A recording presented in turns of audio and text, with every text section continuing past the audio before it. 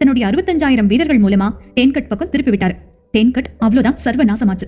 10,000 பேரு கைதிகளா சிறைப்பிடிக்கப்பட்டாங்க. வீரர்கள் எல்லாருக்கும் ஒரே சந்தோஷம், ஜெயிச்ச வெறி. அதே வெறியோட சீனாவினுடைய ஜெர்செட்டை நோக்கி போனாரு. முதல் நாள் இரவு ஜெர்செட் எல்லைக்குள்ள கூடாரம் போட்டு ஓய்வெடுக்க சொன்னாரு. அவரோட படை வீரர்கள் 65,000 பேரு, ஜெர்செட் படை வீரர்கள் 1,50,000 பேரு. அதனால தன்னோட ஒவ்வொரு வீரனையும் 5 இடத்துல தீ மூட்ட சொன்னாரு. இத பார்த்த ஜெர்செட் மன்னன் தன் படைபலத்தோட ஒரு பெரும் படைபலம் அங்க இருக்குன்னு பயந்து போயிட்டான். அதே சமயம் சுற்றுப்புற கிராமங்கள்ல இருந்து ஊருக்கு போகிற உணவுகளையும் கொள்ளையடிக்க சொன்னாரு. ஊருக்கு குடிநீரா இருக்க நதியோட வழித்தடத்தையும் அடைக்க சொன்னாரு. சுற்றுப்புற கிராமங்கள்ல இருக்கிற மக்களை போர் கைதிகளா சிறைப்பிடிக்க சொன்னாரு. 4 நாளுக்கு அப்புறமா போர் தொடங்குது. ஜெர்செட் வீரர்கள் எல்லாரும் பசியோட இரும்பு கவசத்தோட வில்லேந்தி நின்னுட்டு இருந்தாங்க. எதிர்பக்கம் ஒரு கூட்டம் வேகமா ஓடி வருது. அம்புகளை எய்றாங்க ஜெர்செட் வீரர்கள். அந்த அம்பு எதிரில வந்தவங்க மேல விழுது. ஓடி வந்தது ஜெர்செட் கிராமப்புற மக்கள். அடுத்ததா 10,000 மங்கோலியர்கள் குதிரையில முன்னேறி வராங்க.